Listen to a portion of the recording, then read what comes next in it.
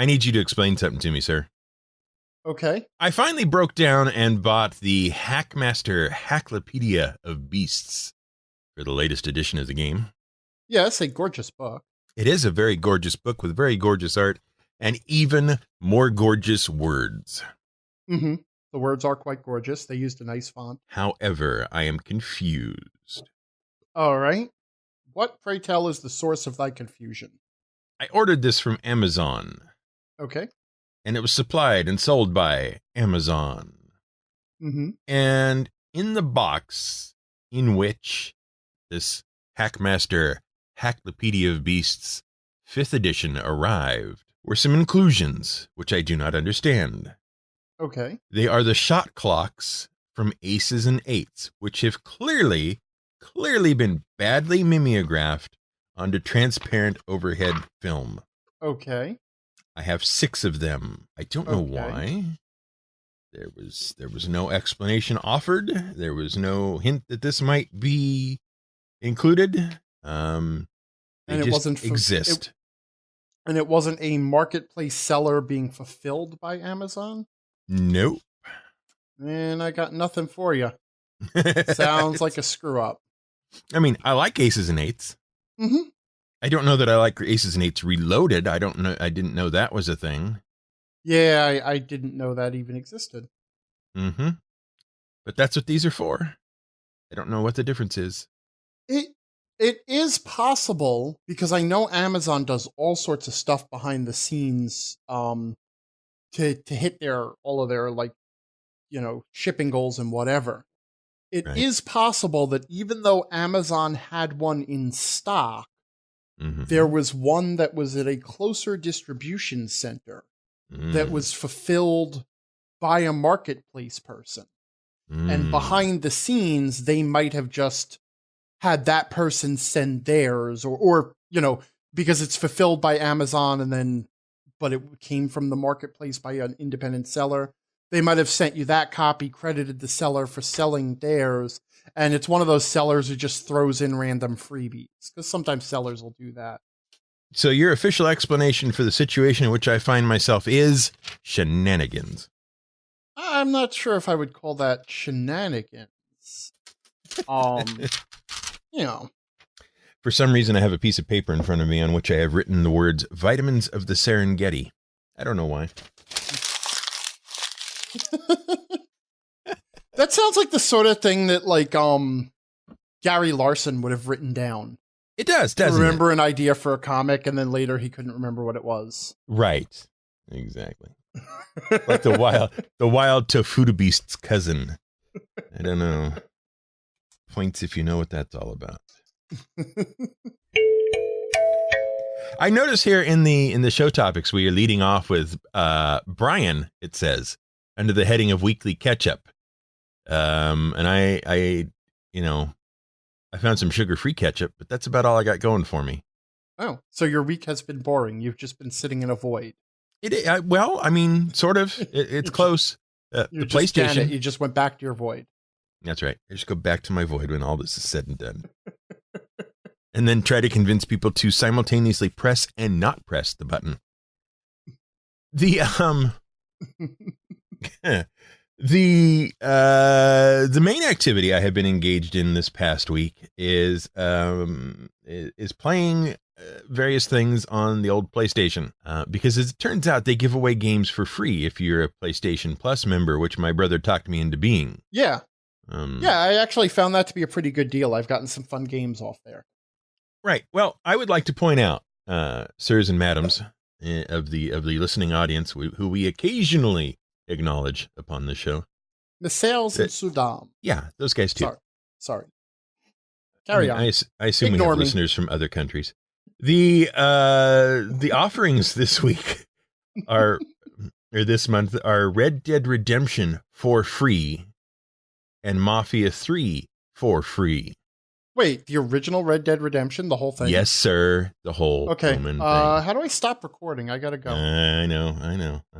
I've been meaning to check it out for a long time, and I know that's not the sort of game that I will play through. Right. Because I will eventually decide that it is just too damn much, and the open world goalless stuff, or loose goals. Like, you save the world if you've got nothing else going on, but if there's some side quest you want to do, feel free. We'll wait here. Yeah.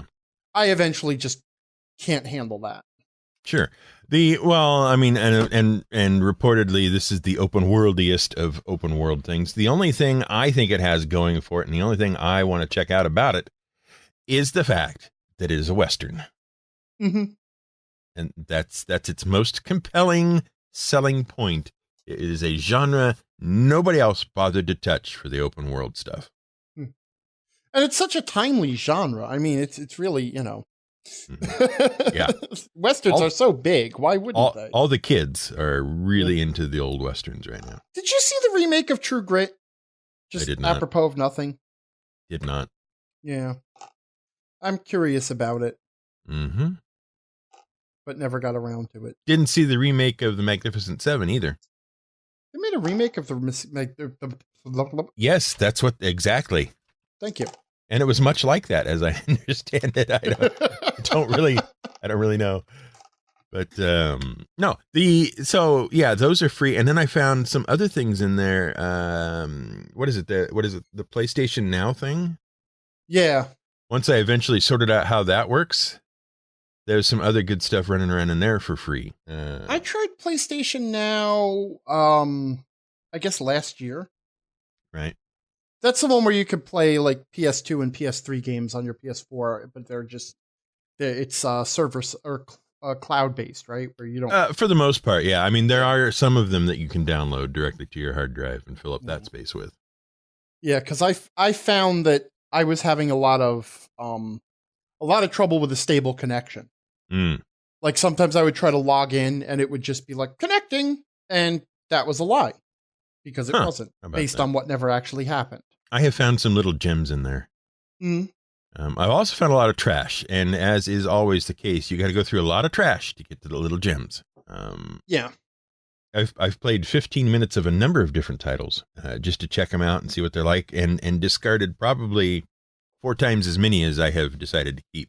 But one in there that is interesting to me is called Dwarves, and it's based on a series of books written by a German author whose name I can't remember and probably also can't pronounce, but there you go. I've kind of had the series of books in the corner of my eyeball for some time now. I thought I'd check the game out, and the game is interesting. I'm not really sure what to make of it yet, because in the 15 minutes of it I've played, there's been some top-down fighting, and then there's been some typical RPG exploration looking around thing. But what I'm finding most interesting about it is the way the game is narrated, because it is a narrated game.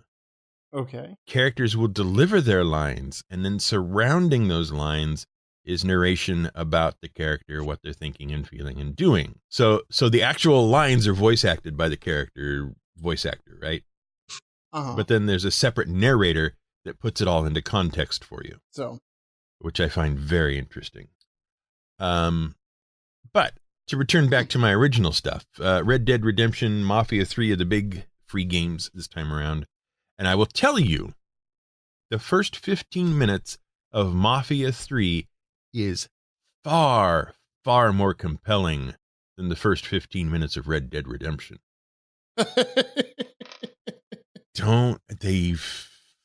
They've dug in and they've put you in the character in Mafia 3 almost immediately. They've not done that with Red Dead Redemption. Red Dead Redemption is clearly somebody you are piloting, whereas Mafia 3 is clearly somebody you are. Huh. So I don't know. Check them out if you haven't seen them. I had never played Red Dead Redemption before because you couldn't get it on PC and you couldn't get it on anything else I had, and it was like an Xbox exclusive thing for a while, wasn't it? For a long time. Well, it might not have been exclusive, but that was the only thing you could get it on, is what my memory tells me. Yeah, it never got a PC release. It was only on console, PS3 and Xbox 360. Oh, okay. Well, there you go. I had neither of those. Uh-huh. But anyway, it's now available if you want to check it out. And of course, Red Dead Redemption 2 just came out, so here is your taster of the coming product to make sure that you are sufficiently hooked in order to pony up the cash for the next one. Which is precisely why they give away some of the games that they do. Oh, yeah. Like, as soon as a sequel gets released or a prequel or a new game in the franchise, you pretty much bet that within a couple of months after those initial sales have come and gone, you know, the first couple of weekends, that PS Now, PS Go, PS Platinum, whatever the hell it's called. The PlayStation Store. The PlayStation Store. Well, if you're a Plus member, that's what it is. Okay. You're going to get the game for free. Yeah. So. Yeah. I have to say that this month's offerings were much better than last month's offerings. Yeah. Some months you get duds, some months you don't. Last month was almost teeth-grindingly bad in terms of their free games. Friday the 13th. I mean, okay, Halloween, great. I don't want to chase a bunch of campers around, and I don't want to be chased around. Mm-hmm. So there you go. I don't know. That's what I've been up to, is just playing games and things, because somebody decided that they were going away for the weekend, apparently. Yeah, well, hey, a couple of weeks ago you went away to Shucks. This is true. I did do that to you. And not for nothing, you came back. Uh-huh. And I tried to get you to talk about Shucks, and it was mostly very down on the convention. Yeah, kind of. Yeah. It was definitely, I think I made this clear, it was definitely not a convention for me. Just saying. Whereas, so Allie and I went to Gamehole Con over this past weekend, which is in Madison, Wisconsin. It is Gamehole Con 6. Okay, hold on. Yeah. So this is Gamehole Con 6, right? When did Gamehole Con get to be such a big deal? You know, I don't... Well, here's the thing. It's like, I don't know. Like, it's one of those in-betweeny conventions where it's a big-ish deal. Right. But it isn't a big, like, you know, it doesn't compare to like PAX and Gen Con and the other big conventions. Sure. And I was fully emotionally prepared for a small convention. Right. You know, like filling one floor of a hotel that has, you know, like conference rooms and stuff downstairs. Because I've been to a few of those. Sure. And this is firmly in between those two. Oh. It's not huge. It took place there's a convention center in Madison, Wisconsin called the Alliant Energy Center. Mm-hmm. And, you know, it filled the lobby and the balcony and stuff like that. And you know, a couple of the off rooms, and it had a dealer hall, but the dealer hall was, yeah, I would estimate, what do we got? 1, 2, 3, 4, 5 times 2, 4, 6, 8, 5 times 8. About 40 booths, 40 vendors, I would estimate. Just shy of 50, let's say. Okay. So not terribly small, but also not huge. But the number of names that attended the convention was surprisingly large. People came from all over to be here. And there's also a lot of the older guard of gaming. Like Tim Kask was there, for example, and one of the Gygaxes was there. At least one that I know of. So, and I'm not sure who. And you know, but what I think it is that because obviously Wisconsin is the birthplace of gaming, right? There is a core community of grognards of the community that live in this area. So when Gamehole Con started, they were coming here. And then that, just by a halo effect, was pulling in other people. You know what I mean? Sure. So, I mean, the special guest list, I'm just leafing through the program here. The special guest list is 6 pages long. Wow. There were a lot of people here. And for the size of the convention, I would not have expected that. So throw me some names. Who was there? Okay. So I mentioned Tim Kask already, and I'm going to mention Shelly Mazanoble from Wizards of the Coast because Tiny and I actually got to meet her and sit down and play a game with her. And she's no a punches friggin' were delight. thrown? What? You didn't throw any punches at somebody from Wizards of the Coast? That is an awkward story for off camera, sir. I will tease the rest of our audience by saying there was some awkwardness. Uh-oh. But I cannot talk about it. So Okay. That's it. You guys will never know. You're now on the secret council. You know what? It's one of those secret conversations. Like if you ever meet me in real life or at a convention or something or in a private chat room, then you can ask me and I'll share it. But nothing that's ever going to be recorded. Okay. All right. No, actually, she's a delight. I've been a fan of her for years. And so has Tiny. So we made it a point. And she was showing off Wizards of the Coast has a new card game coming out next week, actually. Called Dungeon Mayhem. Wow. And it is just a very simple card-based game of last player character standing. So it's just 4 members of a party beating each other up. Huh. The gameplay is very fast. The art style on the cards is nice. It is humorous, but lightly humorous. It's not like out and out wacky. It's more it's tongue in cheek, but like chuckle worthy. It's not laugh out loud funny, which I appreciate. It's kind of British humor. Oh, okay. Very dry. You know? Yeah. And the game was super fun. I think we ended up at a table with 2 other people. So it was Tiny and I and 2 other people. And Shelly was teaching us the game, and we were there for an hour, and we played through 4 rounds.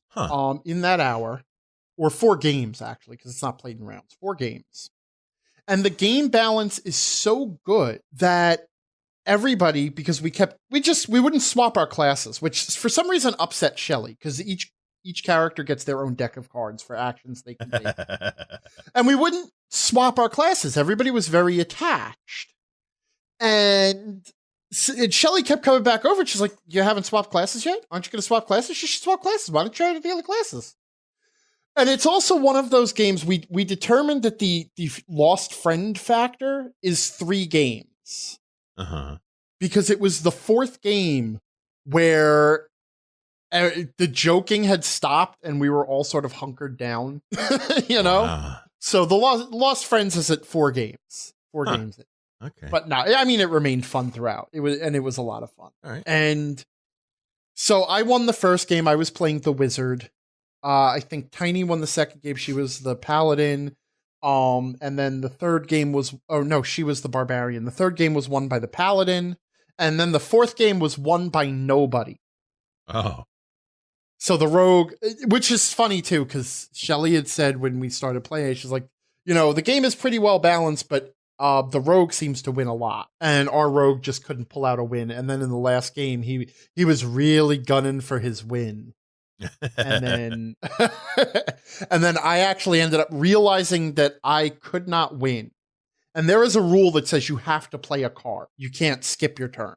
Right. And the only card I had was a card that it's a fireball card, so it damages everybody at the table. Right. So the only thing I could do was deny anybody the victory and take myself out in the process. Wow. So the 4th one was a 4-way tie. So that sounds about right. It is a fun little game. And one of the funniest things I heard there was somebody from the other table, because she was running 2 tables, yelled over to her, and apparently there is some kind of inside joke where people call her Shelly Menzo Baranzan. The other unpronounceable M word that is overly long at Wizards. Right. And for some reason, that just delighted me. So let's see. Shelly Mazanoble was there. Wolfgang Bauer was there. What you call it? I think Nerdarchy was there.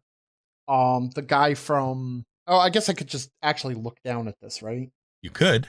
Crawford and Merles were there from Wizards. Steve Jackson was there. Shanna Dramate.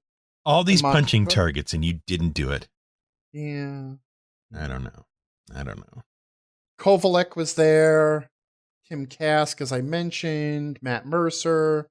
Sean Merwin, Would have been a bloodfest. right?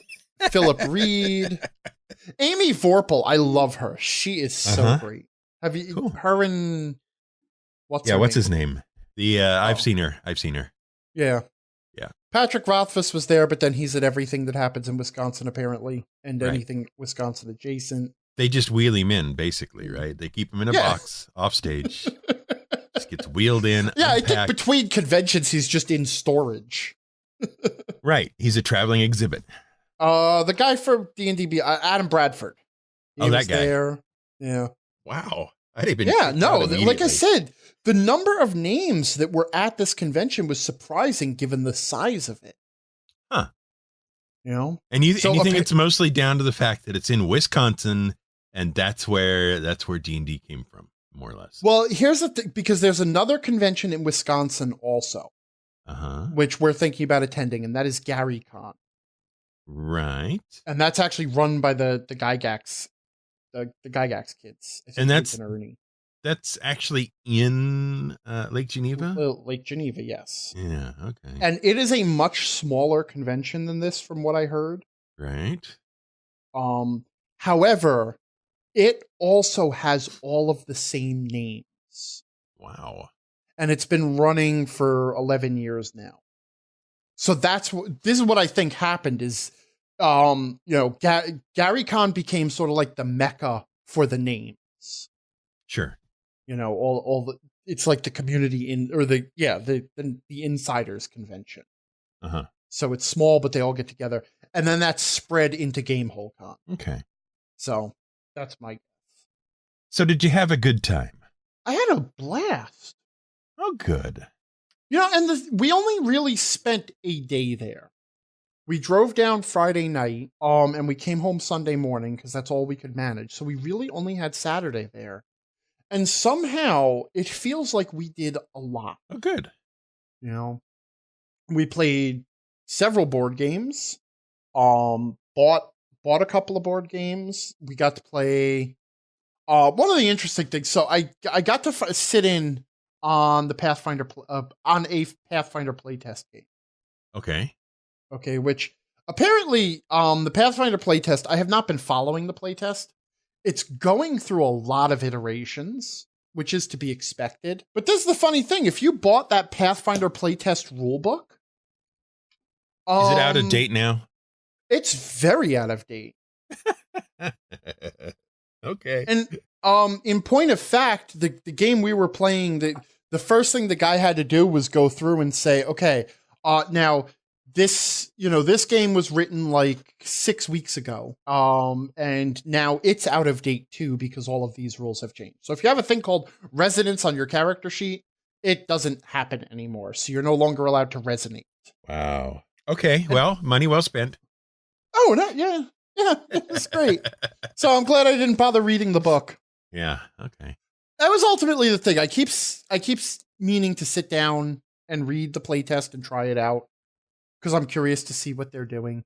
Sure. And I haven't yet, so I'm like, well, we're going to Gamehole Con. Maybe they're running a game. So we got into a short game, which was essentially 2 combats.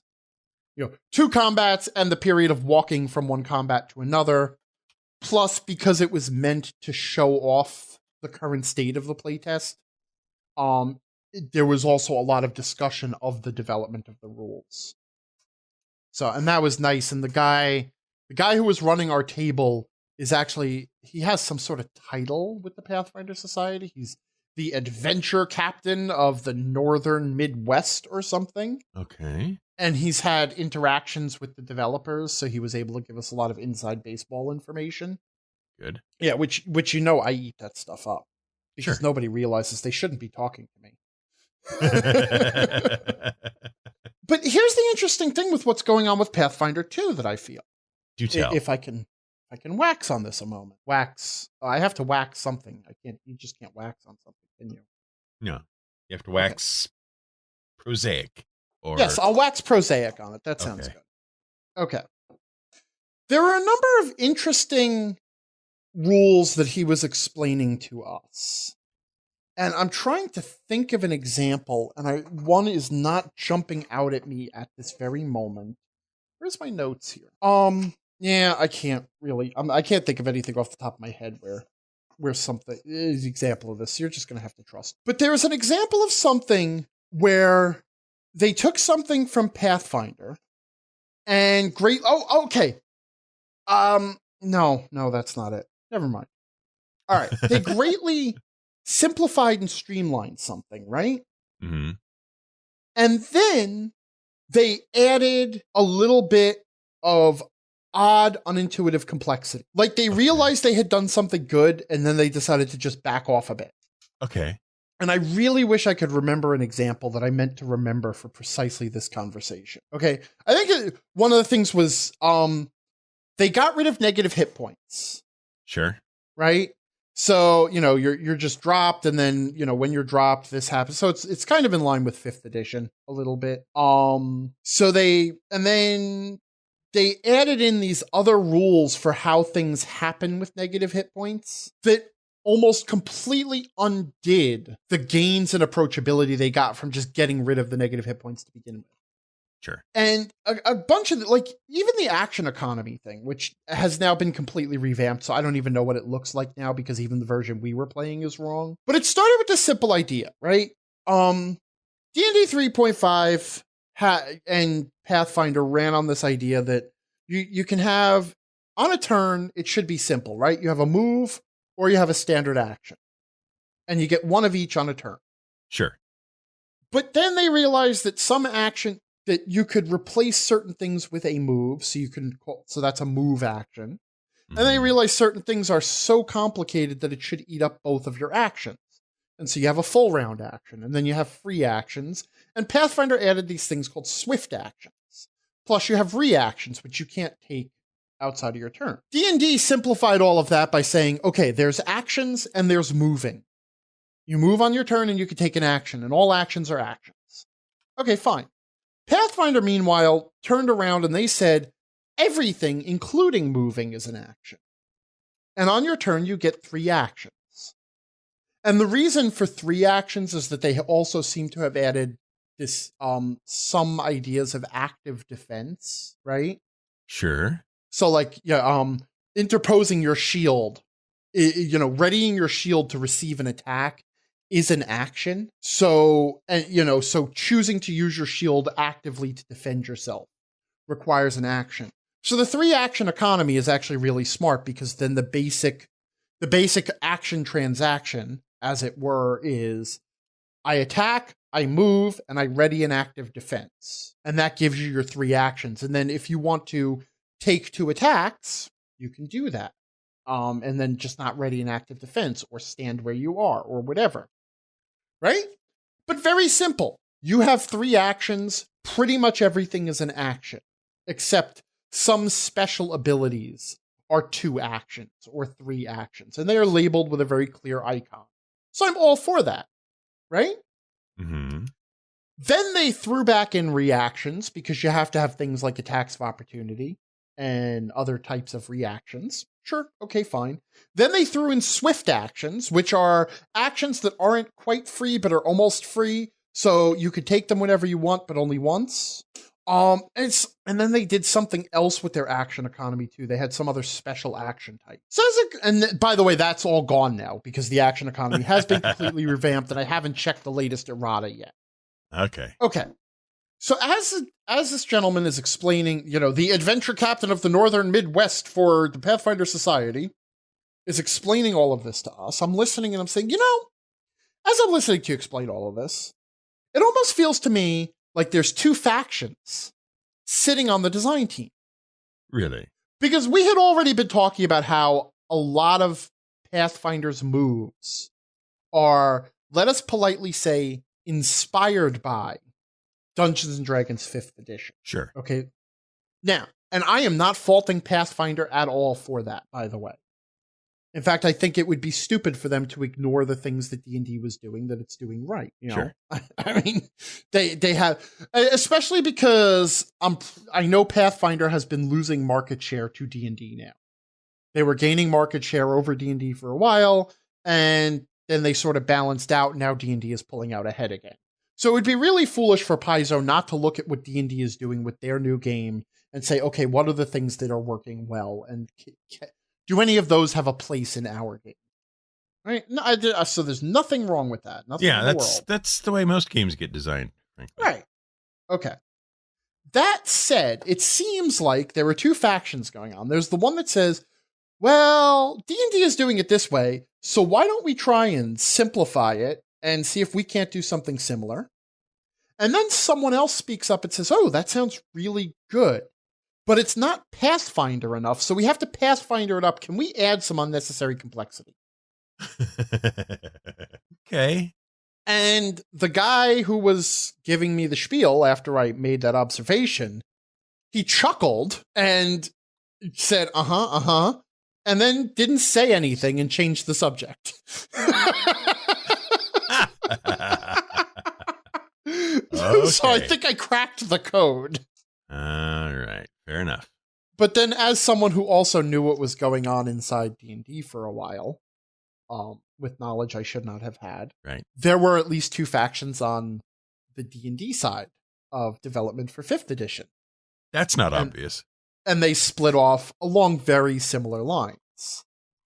You know, one was trying to chase lapsed players who had gone to Pathfinder, and the other was trying to build on the successes of attracting new players that 4th edition had gotten. Sure. And we know which side won and which side lost. Right. Speaking of 4th edition. Currently, though, I will say this. The Pathfinder playtest is a perfectly playable, utter and complete mess that has no bearing on what the game will look like when it's finished. Awesome. Okay, it is going through... It's going through all of the same frenetic changes that the D&D playtest went through. Right. So there's just no judging what Pathfinder 2 is going to look like. Okay. Apparently there are groups of people, though, in the Pathfinder community who are very angry that goblins are now a playable race. Okay. So and they have been yeah, well, the thing is it's disrupting the lore of the world. Oh. Because the goblins have a special place in the hearts of Pathfinder players, apparently. Or two special places, actually, because there is the one group of Pathfinder players who love them as enemies. You know, they love the Pathfinder flavor of them as these, you know, hateful, pyromaniac, dog-fearing, murderous little cartoon monsters. Right. And then there's the other group of people who love all of that stuff and wish they could play one, if you know what I mean. And sure. Those two groups do not get along. Okay. Because apparently, currently, as the lore stands, goblins decided to just join civilization. And now they are accepted. Yay. You know, no hard feelings, apparently. Interesting. Okay. Yeah. Fair enough. So there's that. And how many people are running standard Pathfinder world? Actually, because the Pathfinder Society is a very active part of the Pathfinder play and the Pathfinder community. Or at least has been up till now. Well, yeah. A lot of people are... The lore of Pathfinder seems to run through the Pathfinder community a lot stronger than the lore of different D&D worlds does. The lore of which world is it we're in again? Well, that's exactly the point, is that my understanding with Pathfinder is that everything in Pathfinder all takes place in Galarian. Okay. And there's just different areas so when they decide to do the pirate, the pirate plot line with Skulls and Shackles, there's just, Pirate Kingdom. Pirate in town Galarian out there. Okay. Yeah. So that has allowed the lore of the game to really develop and become very strongly ingrained in people. Whereas with D&D, they fractured everything into so many different worlds, and they have not ever been able to bring it back and pick Forgotten Realms and say, okay, Forgotten Realms is just the world, and build the lore the way Pathfinder has. Sure. Even I'm actually surprised by the iconic characters from Pathfinder, because a lot of people know a lot about the iconic characters and their stories and their backgrounds. Sure. And it's funny because D&D 3.5 had introduced the concept of iconic characters. Sure. And that's what they were trying to do with them. And they never pulled it off. Like, who remembers from, I can't even name any of the iconics. Cross. I remember the fighter has a name that starts with R. Oh, yeah. It's Ragnar? Yeah, Ragnar. There you go. Ragnar. Miali? Is that? Miali was the... She was the elf? Miali was the elf sorcerer. Sorceress, yeah. There you go. Jozan was the cleric. Oh, right. Jozan. There was a barbarian, too, wasn't there? Krusk was the barbarian. Krusk, he was a half-orc. Right. Lida was the rogue. She was a halfling. Mm-hmm. Yeah, she was okay. All right, we're doing better than I thought. Oh, if you want a delightful time, and I don't know if I've ever mentioned this on the show before or even told you about it. Dungeons & Dragons movie, the second one, Wrath of the Dragon God. Uh-huh. Okay? Uh-huh. If you watch it and turn on the director's commentary, 3 Wizards of the Coast employees, and I cannot remember who it is. Mike Merles, and Mike Merles. No. There's 3.5 era, sir. Oh, right. Yeah. Monty Cook, and Monty Cook. So the three employees from Wizards of... No, it was not people who had pulled. It had people who were dumped on this. Oh, it's like, hey, guess what? You get to go do this now. Okay. Hey. They provide a running director's commentary for the movie in character as Krusk, Jozan, and Lida. Wow. Okay. I might actually have to watch it just for that. And it is not good. They are not good at doing this. They were not chosen for their role-playing jobs. Wow. Okay. But darn it, they sure as hell try. Good for them. It's great. If you're going to do a thing, at least do it really badly so it's entertaining. No, excellent. Now, okay, so we nailed the iconics for 3035. Who were the iconics in 4.0? I don't think, were there? I don't think they did iconics in 4th Did they not? I don't know, because frankly, I looked at 4.0 for about 10 minutes and then went, nope. I played it for, 2.5, 3 years? Oh, and it wasn't Ragnar, it was Regdar was the fighter. Oh, okay. Ragnar's something else, which I'm not going to look up, but I'm sure you will because you'll be curious. Well, now I'm looking at the list of iconic characters to confirm that they didn't do any for 4th edition. And my memory tells me they haven't. And they certainly haven't done anything for 5th. Mm-hmm. All right, well. Which is, honestly, I like the idea of iconic characters if done well. Yeah, there's nothing wrong with that. If you want an insight into the world and the look, some of the history of it and, where that's all led, then some iconic characters are a great way to go. Well, here's the other side. Okay, so let's say, just throwing this out there, you're making a role-playing game. I'm making a role-playing game. Class-based role-playing game. And you have this crazy idea that whenever you publish a module, you should be able to rip open that module and, except for knowing the rules of the game, be able to start playing that module as quickly as possible. Right? That's a crazy idea, but let's try it. Right. So all your monster stats need to be in the module.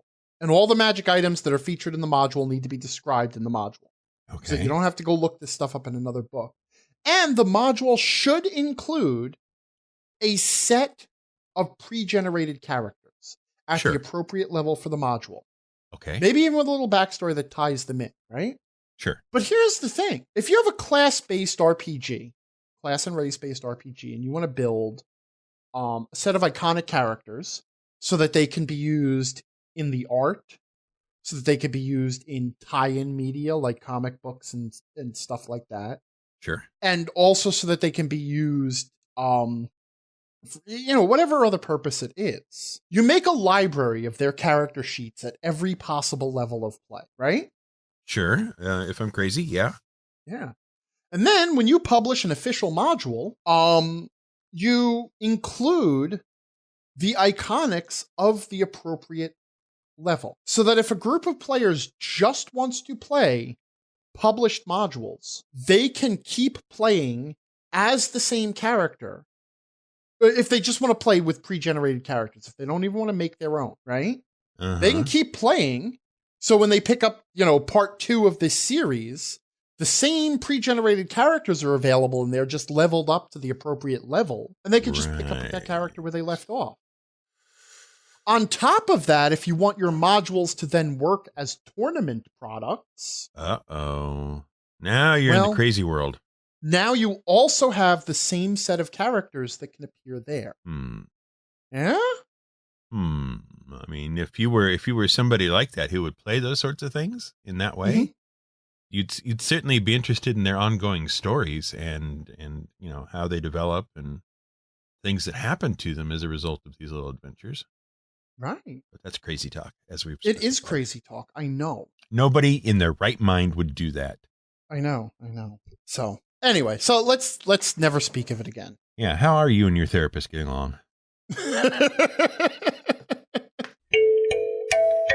Ali and I got a demo of a game that has been out. It is by Thunderworks Games. Keith Mitejka. Mitsubarazan. Yeah, Keith Menzobaranzan. And I will provide you a link so that you can put it in the show notes after. Hooray. Okay. It is a game called Roll Player. All right. ROLL. The conceit of the board game is that each player has a character sheet in front of them with spaces where they can place dice for their attributes, and a class and a background card and an alignment card and whatever. And there are dice available in the middle of the table and items available in the middle of the table and skills and traits and things. And you are trying to build the most fabulous character possible. Okay. So the game provides you all of these goals. Like you want to have your strength between 15 and 16, and you want to have your intelligence of 14 or greater or whatever. And every time you play the game, because you have a different combination of race, class, and alignment, and whatever, it's all your various goals, which are things other than attributes as well, are all different, such as placing colored dice on certain places in your attribute tracker and stuff. Sure. So the idea is you are racing to match as much of your character sheet to these traits and goals and whatever, as if you are trying to maximize this character to traits and weaknesses and the most powerful member of their class and race that you can build. It is fantastic. Huh. It is really well done. It is a lot of fun. We played it with 3 at the convention, and then Ali and I we bought a copy immediately. Oh. And we played it with just the 2 of us.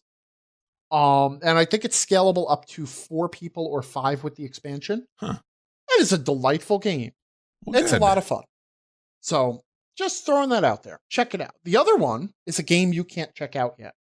Oh. Okay. Well, then why am I hearing about it now? Because the company that is putting out this game is trying to move it to Kickstarter. Oh, okay.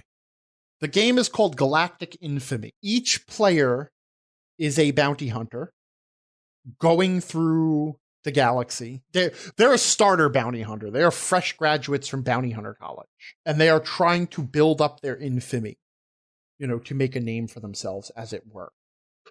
And it's you move around the universe. Interestingly, there is a roll and move mechanic that is not at all onerous, even though I know that immediately turns people off. Sure. And there is some PvP, and it is possible in very rare instances for players to be eliminated from the game, which I know also turns people off. But they are both very small effects. So I'm just throwing out the bad right there. Okay. Okay. The game itself it's a lot of fun to play. We played it with 3. Yeah, it was me and Tiny and the Carpe DM. Oh, that guy. Yeah, we tried it out together. It's a really fun little universe. It's loaded with references to all sorts of sci-fi and stuff. All the card names are quotes from things. But the races and the planets and everything are all unique. They've now been, and the game is fun.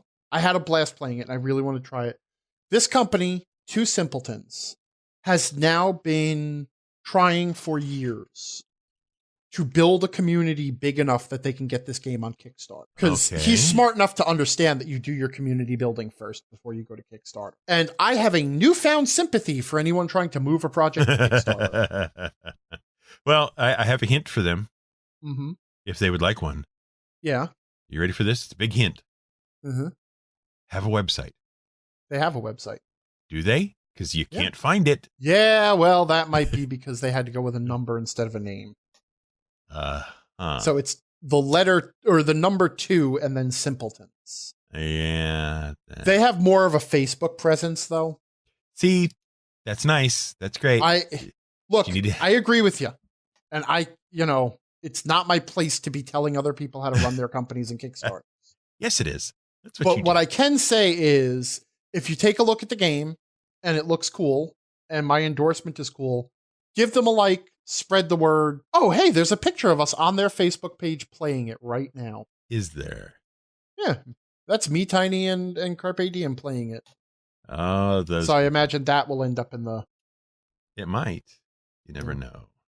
Yeah, so... Oh, look at all those jerks. I mean, those people.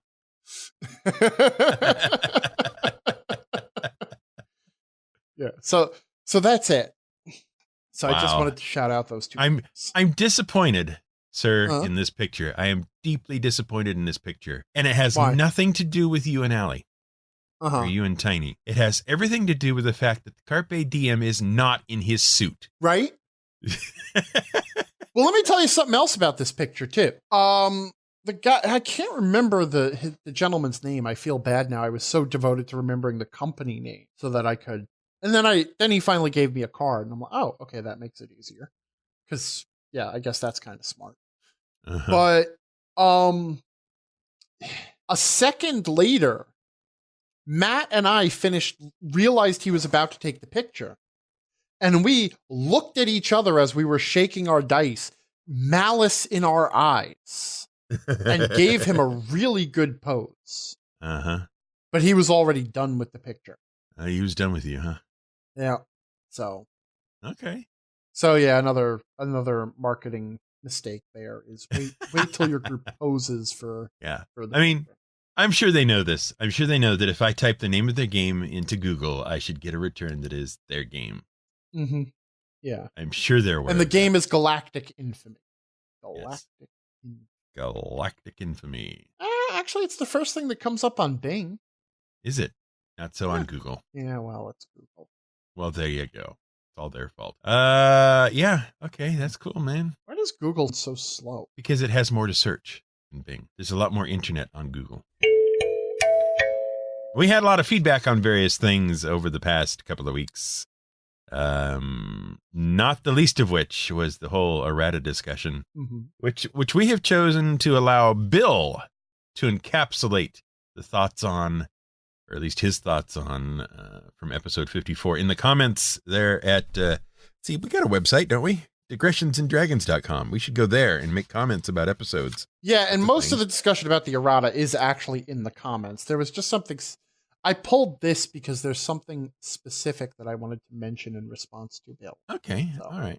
Well, we should find out what Bill had to say then. We should. Okay. So Bill says, yeah, the errata and sage advice and tweets from the writers aren't really necessary for your mature, self-confident, experienced game master. But as an avowed lazy schlub, I appreciate the clarifications provided by the designers that I haven't had to ponder in-game yet. I'm only being facetious or half-facetious, as it is comforting to have those official updates in your version of whichever rulebook you are putting the errata into, partly so that it meets the latest printing, but mostly because of the official part. So I feel like I could have done that reading better, but I'm not going to. Do you want to give it another take? No, I don't want to give it another take. Right. I don't. This is why we call you takes. 5-Take Brian. That's right. But that 5th take, man, that is worth sticking around for. Yeah, because then we have enough takes that we can string together something useful by chopping up the 5. It's funny you mention that, sir. Because you're going to yell at me about a script, aren't you? Well, no. I mean, you can assume I have yelled at you. Just take that as written. Yeah. Without me actually having to do it, it'll save us both time. Fair enough. But I did last night stream the entire process, aside from actually recording the audio. Streamed the entire process of making a episode of GM Word of the Week. No kidding. Yep, out on Twitch and now also up available to our patrons on Patreon. Actually, it's available to everybody. So if you just head over to our Patreon for GM Word of the Week, those of you who know where it is will know where it is. I'm not allowed to advertise it on the show. And check it out. It's all there. It's about 3.5 hours worth of editing and stuff. And it's, I'm told, interesting by those who watched it. Maybe I should stream my half of the process. Yeah, maybe. But yeah, it's all, it does require a number of takes, which is why that brought that to mind. So there you go. I actually have to check that out myself. I am curious now. There you go. See, it's all great. Anyway, so yes, errata, sage advice, printing things out, officialness. Bill's comment, that should be a thing we talk about now. Yes. Okay.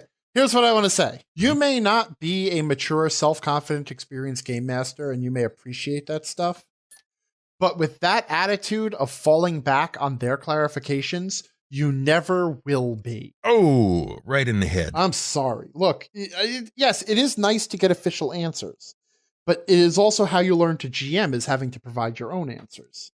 And the longer you go with crutches and training wheels, the less likely you are to be able to ride your bike when the crutches fall off. That's interesting analogy. Okay. Well, yes, thank you. Containing many faults, but there you go.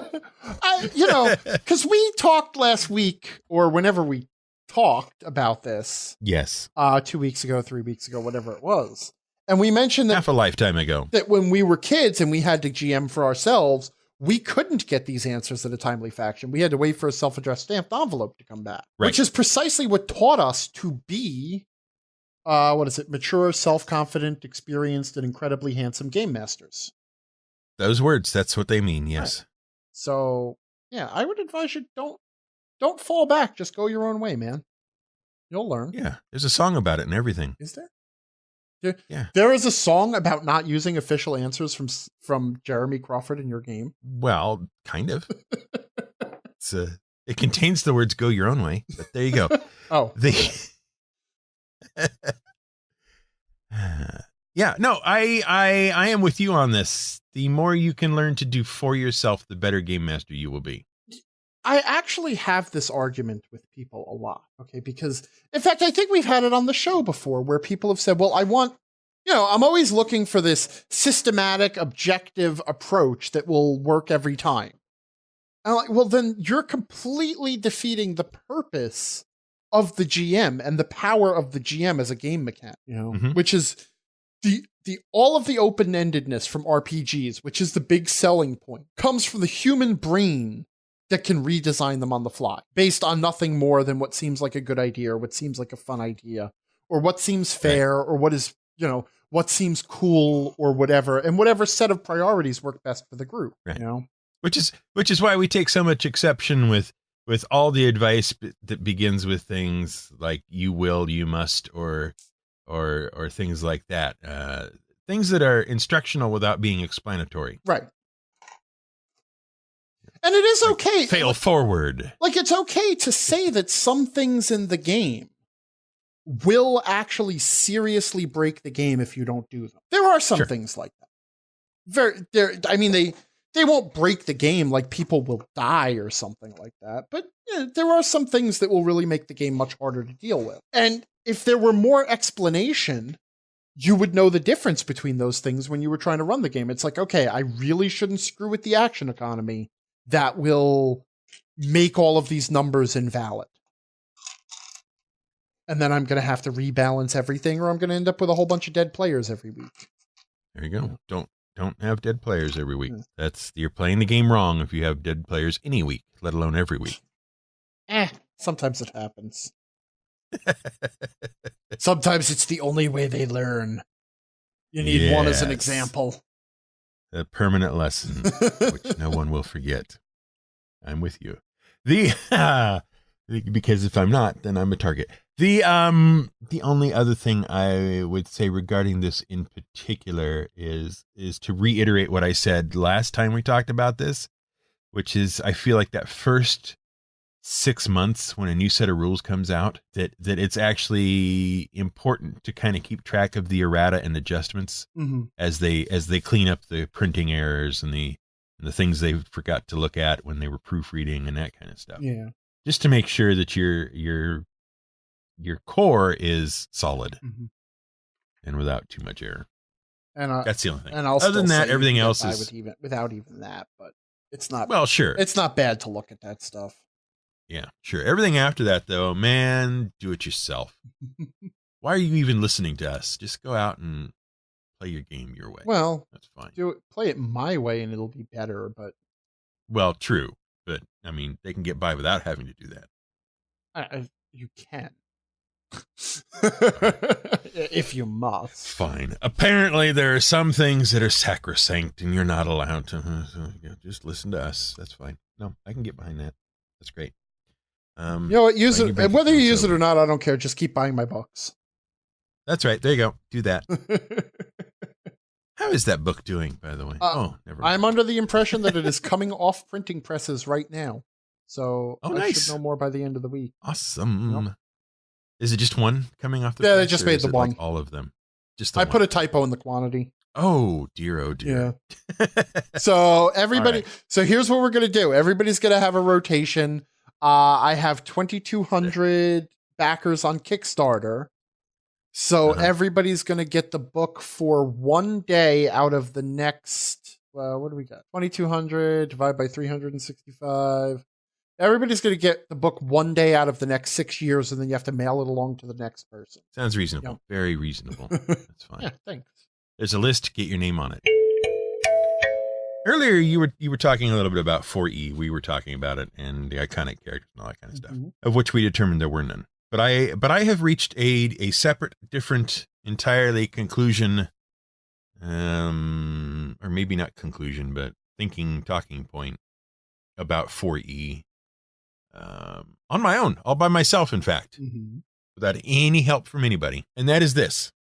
I really wish I had a competent GM to take me through 4E and play 4E with for at least a few sessions. You know, you had mentioned that in the Discord chat, in my Discord chat. Right, because here's the problem. You keep saying really obviously stupid things about 4E, like it wasn't that bad. It wasn't. I know you keep saying that. It wasn't. And most of the time, I respect your opinion on things, okay? Mm-hmm. I would say 96 to 98% of the time, your opinion I'm okay with. Wow. All right? That's a much higher rate than I give your opinion. Yeah, I know. But the point of it is, in 4E regard here, you're wrong. You are so very, very wrong. It was clearly terrible.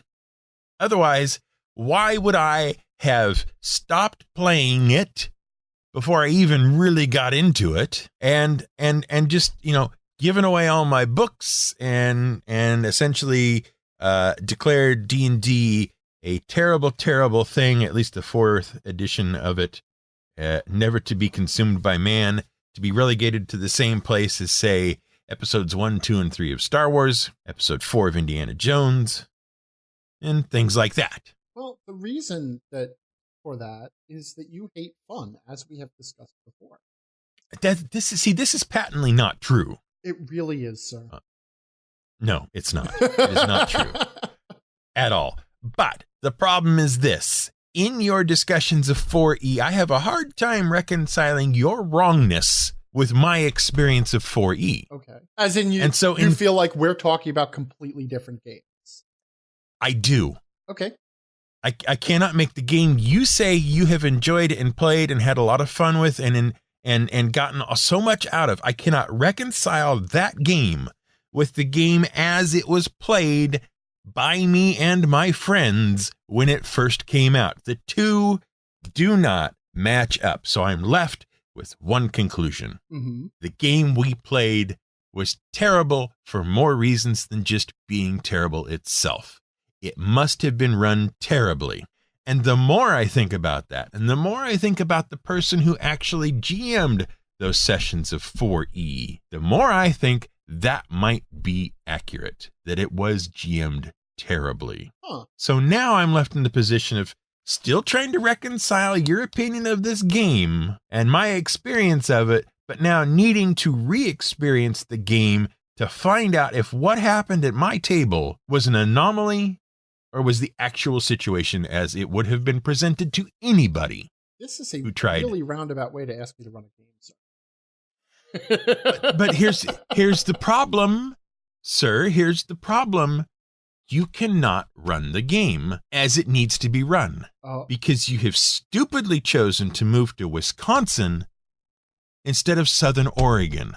Okay, agreed. 4E definitely runs better at a table. Okay, because I know that it's very much map oriented. Mm-hmm. It's very concerned with position and all that kind of stuff.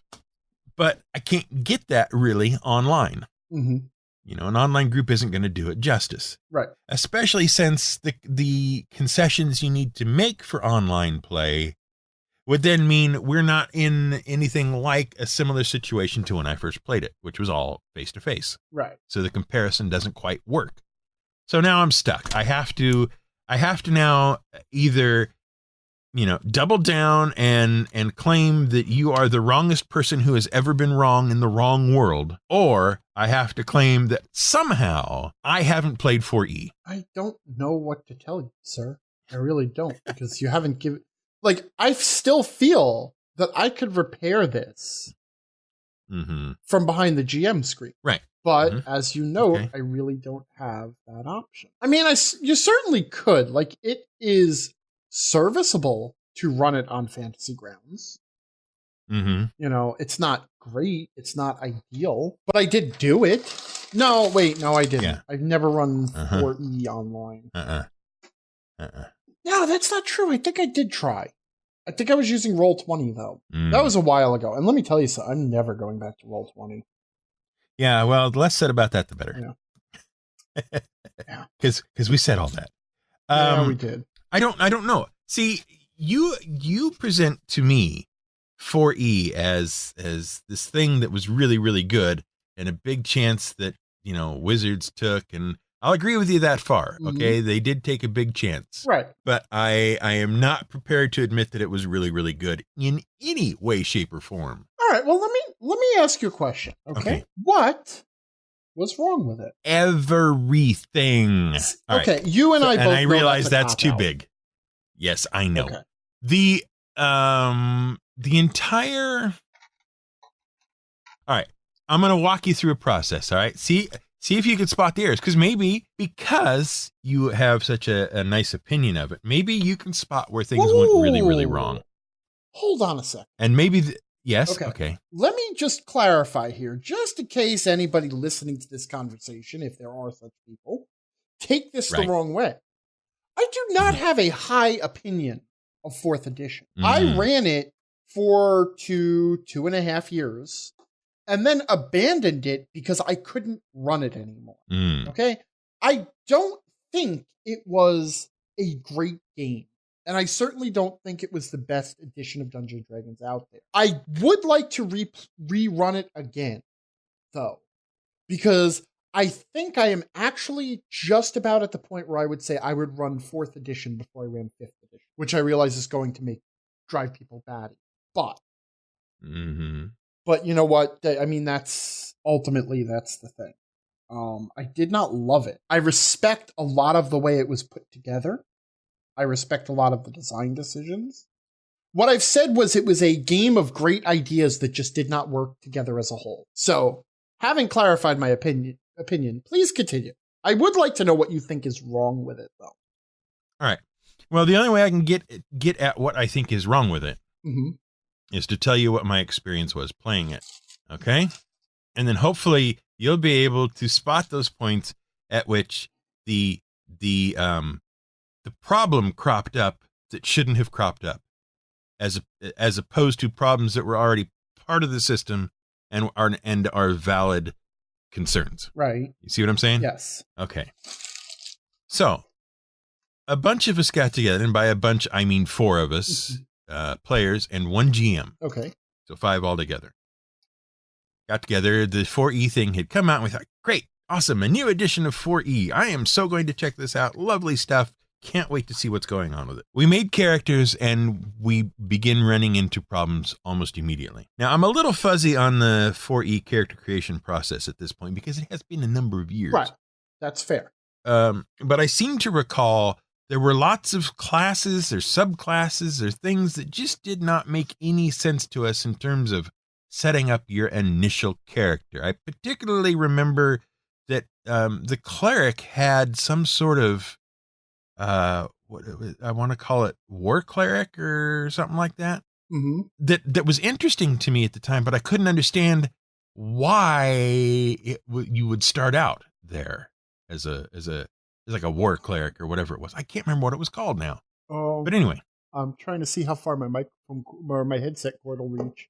Okay, I have my player's handbook in hand now. Good. Glad to hear it. Okay. I couldn't understand why that wasn't like a prestige class or a like a kit that you know at level 9 you can go this route, this branch, whatever you want to call it. Right. Okay. So that was the first problem. Then trying to understand the powers and how they worked well enough to make a selection from what was available was a sticking point. It was like, what do you mean daily power and encounter power? And so I'm thinking at some point there was a failure in the rules to explain that stuff well enough that a bunch of seasoned D&D players could grasp the concept. But it may also be that we didn't quite understand it enough. And so we turned to our GM and said, can you explain this better? And he basically recited the book at us. That's entirely within the realms of possibility with this particular GM. Right. Okay. So we got hung up at character creation quite a bit. Which actually surprises me to hear. Because if you actually and I did actually pop open my 4E Player's Handbook to page 61 to look at the descriptions of the builds. There are 2 builds, the Battle Cleric and the Devoted Cleric. And they are fairly straight. Like, first of all, you have to go back to the beginning and look at, where it explains character generation in general and what the concept of a build is. Because the builds were actually just sample characters. They were characters that would just start you off so that you didn't have to understand the decisions you were making. Okay, so if you didn't want to go through and pick your powers or whatever, here were 2 example classes, or 2 examples of the cleric class, highlighting the 2 different roles that the cleric could fill in the game. One which was based on melee combat and, being sort of a frontline leader, and one which was built on ranged abilities, buffs, and being a backline leader. And all the stuff listed there, by the way, is listed as suggested this and so suggested feats, suggested skills, suggested powers, yada, yada, yada, to kind of spell that out. But fair enough. I can understand how, because there were not such things as builds, but there weren't. And I'll give that to you. That needed to be explained better. Okay, because there were essentially hidden in the game what you might refer to as talent trees that interconnected the different powers at different levels.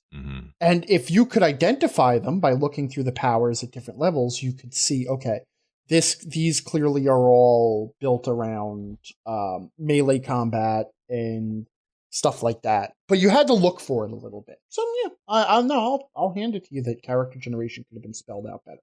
Okay. So you build your, and I'm now referencing my better memory. You know what I mean? So you have a copy of the book too?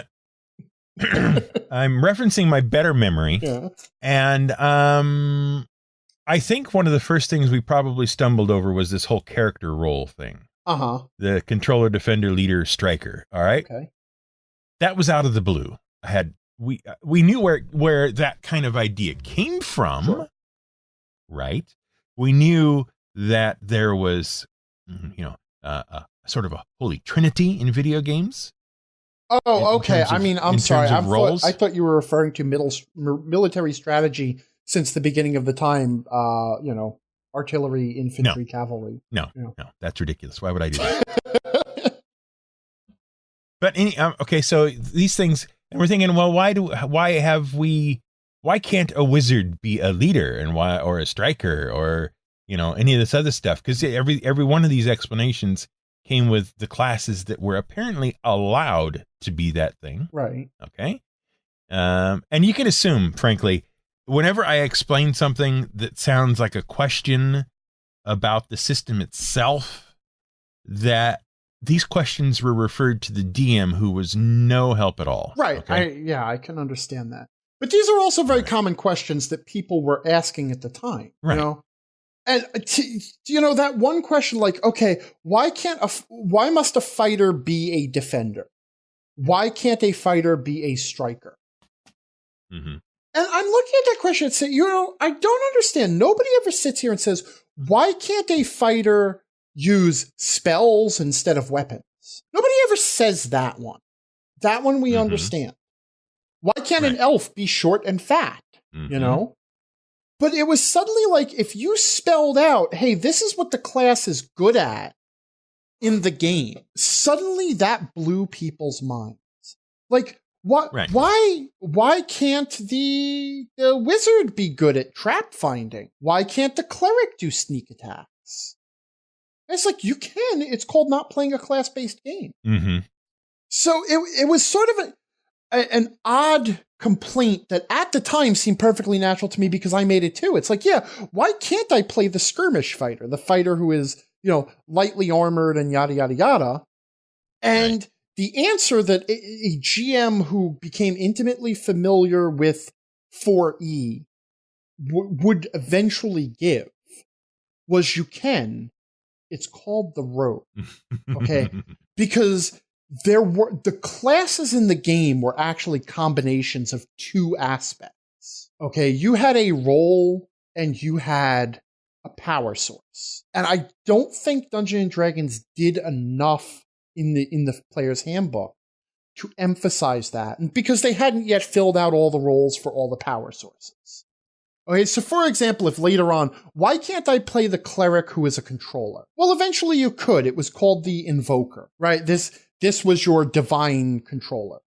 And why can't I play the cleric who is a striker? Well, eventually you could. It was the avenger, the divine avenger. And why can't I play a cleric who is a defender? Well, you could. That's a paladin. And so eventually, as they started to fill stuff out, it became easier and easier to answer those questions simply by saying, don't look at the name on the class. The name on the class isn't the determining factor. What is the determining factor is what you do and what powers you doing it. So if you were a fighter or a rogue, they were both experts or martial characters. They relied on their own expertise and training, and that, and their equipment. And that's what determined what they could and couldn't do. One was a striker, one was a defender. And that, that was that. Mm-hmm. But it was sort of an interesting objection that people raised from the beginning. Well, why can't I make a leader wizard? And part of that was actually a response to a very specific problem that D&D had, was that certain classes could be everything, and other classes were only one thing, and some classes were basically nothing. So on the one hand, you go back to 3.5, and you had like the clerics and the druids and the wizards, who through their spell selection could fill absolutely any role in the party, and moreover could fill that role, fill a different role every day, right? And then you had the fighters and the rogues, who could do one thing well. The rogue was the skill monkey. They brought all the skills to the table, especially the, trap finding and stealth and stuff. But really, they were the skill monkey. And the fighter was the fighter. When a fight broke out, they were on the forefront. They could take the hits and they could deal the damage, and that was it, right? And then you had role classes like the monk and the bard, they had a little bit of everything, which effectively made them nothing. They couldn't swap roles the way the clerics and the druids and the wizards could. And they couldn't fill one role well like the other ones could, like the fighters and the rogues could. So in the end, they ended up being crappy at everything, which, while it sounds fun to play a jack of all trades, master of none, the truth of the matter is, in a game like D&D, it's not fun. It's not fun to have no wheelhouse. So they, when everything's kind of smeared across everything else, it doesn't. There's no distinction for any of it. Right. So when they sat down to design classes for 4th edition, they said, okay, this is a problem because we have some classes that can literally do everything, some classes that can only do one thing, and some classes that can do nothing. From a combat standpoint, we want everyone to be able to contribute in a way so that, every person has a role to fill that they know they are good at, because that also signals to the player some strategies, some guidance. Because, I mean, if you were playing a wizard, it was always the problem of, perfect example, 3.5, you get into a one-shot game with pre-gens and you decide to play the high-level wizard. I mean, now you have 16,000 spells. And it's like, okay, what's your role? What are you doing in the game? So by building that stuff right into the class decisions, it helped less experienced people immediately grok some useful strategies just from their character sheet.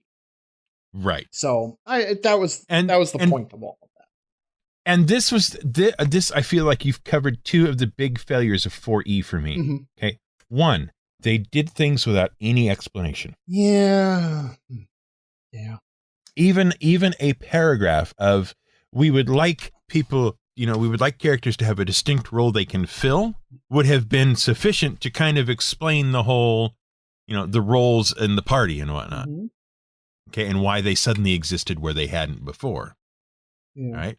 And the other thing was a failure on, I think, our part, and perhaps the entire D&D playing universe as well, I don't know, the failure to understand that 4E was a genuine intended target audience of people who had not played before. Mm-hmm. Right? Yeah. Because when you put out and maybe this is a failure of the 3.0, 3.5 thing, but when you put out 3.0 and when you put out 3.5, there was an implied suggestion that no, this was just for people who are already playing D&D and understand how D&D works. Mm-hmm. Okay? Which to be, I mean, when they put out advanced Dungeons and Dragons, okay, so once upon a time they made Dungeons and Dragons, and nobody had ever heard of it before. There were no established players. So it's a box and it's open for everyone. Then they put out a new game, Advanced Dungeons and Dragons. And that says, hey, if you are already a master of Dungeons and Dragons, now you are advanced enough to play it. Right. And that problem was so bad for TSR that they released various versions of basic Dungeons and Dragons. Mm-hmm. Because they realized that they had done that to themselves. And then basic Dungeons and Dragons became a completely different game from Advanced Dungeons and Dragons.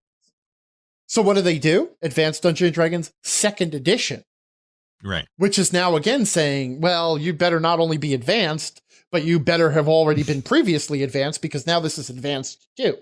Right. We're twice as advanced as we were before. Right. Now Dungeons and Dragons 3.0 comes out and it's Dungeons and Dragons 3 and then 3.5. And again, same problem. It's like, this is for everyone. That was another very conscious decision that they made, was Dungeons and Dragons 4th edition very, very conspicuously lacks any mention of the edition on the cover. Mm-hmm. It's actually just called Dungeons and Dragons. Why? Because they were locking themselves into this problem of basically saying, this is not for you unless you already know what it is, which was kind of a problem because the one thing that anybody who has never played Dungeons and Dragons always says is, yeah, I've heard of that game. It always sounded kind of neat and I was curious about it, but I had no idea how to get started. Right. So, yeah, again, that was a problem they were trying to solve. Was it 4.0 or 3.5 that birthed the Dungeons and Dragons for Dummies book? 4th edition was Dungeons and Dragons for Dummies. Because I bought that. Because I felt like a dummy.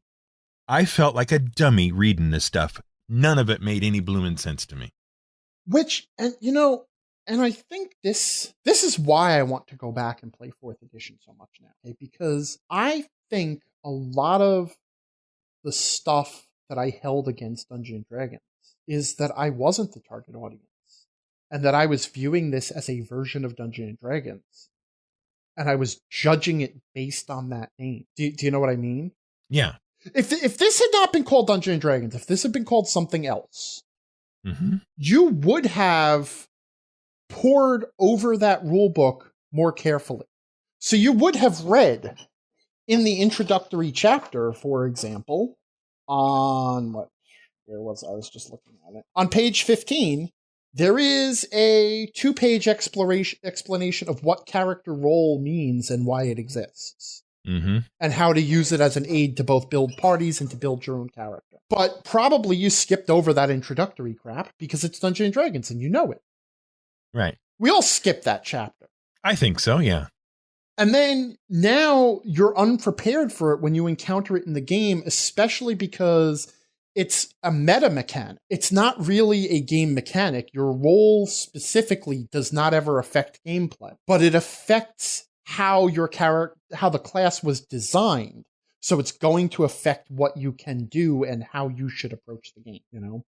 Mm-hmm. You know, but also if you started looking at what the powers could actually do, and this is something I noticed when running it for new people, because I ran 4th edition for a lot of new people and a lot of young people. They grokked the strategies for their characters very quickly just by looking at how their powers interact. You know, this is the thing I keep looking at, is how well it caught on with much younger players.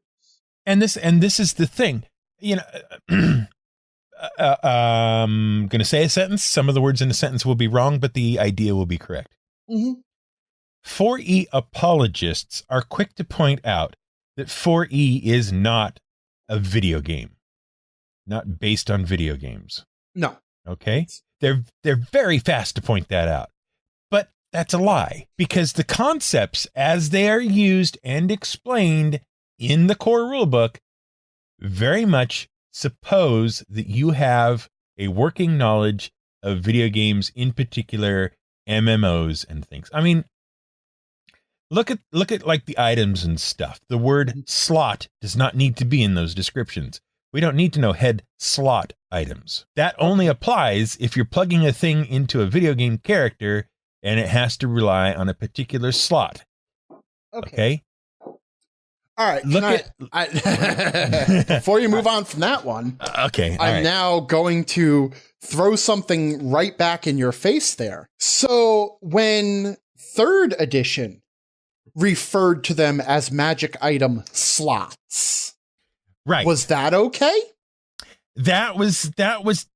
I feel like that was different. Now I understand. I understand that it's not. Right. Okay. When 3rd edition established the idea of magic item slots, specifically you had head slot items, 2 ring slot items, yada, yada, yada. That was ported wholesale from 3rd edition to 4th edition. You betcha. But the point was that stolen from video games then? It might have been. I don't know. There were video games around then. Right. But the point I'm getting at, though, is you come to the slot stuff after having gone through what amounts to tapping your powers and waiting for them to refresh, okay? Which is either very Magic card or very video gamey. Okay. I understand that, you know, we've gone from the wizard can cast a fireball once every day if he remembers to memorize it to now it's like an encounter power and he taps the power and it recharges eventually and he can use it again or whatever, you know. Right. Well, Vancian Magic, but I mean, that's the interesting thing too, is because you could turn around and say Vancian Magic is very much a card game based mechanic. Mm-hmm. You pull a hand of cards at the start of the day. When you cast the spell, you discard the card and you don't have it until you can draw a new set of cards the next day. Right. Right. But nobody says playing a wizard in 1st edition or 2nd edition or 3rd edition is too much like playing a card game. Right. Or that it's obviously a card game. But the cumulative effect of all this stuff in 4E is to put one in mind of video games. Okay? Because at that point, by then, more people, I'm just going to take a wild stab at this. More people were playing video games and computer RPGs and, you know, MMOs and that kind of stuff than were playing Dungeons and Dragons. Mm-hmm. Fair enough. And that the concepts being introduced in 4E to them, to me, to my group of people and myself, felt very much as if 4E had been taken over by a video game. Like these rules were designed to power one of Wizards of the Coast's licensed upcoming video games rather than to power a game played on a tabletop. See, and here is what I think is the essence of the argument with the 4E apologists about this whole video game idea. Mm-hmm. Okay. It's not, okay. It is perfectly valid for you to say, okay, 4E feels like a video game to me. Mm-hmm. Okay. I'm not going to say you can't say that. But the first question I'm going to have, and I guess in this case, I am playing the role of the 4E apologist. Yes, you are. Okay. The thing that I'm trying to understand here is that there has always been cross-pollination between role-playing games and video games.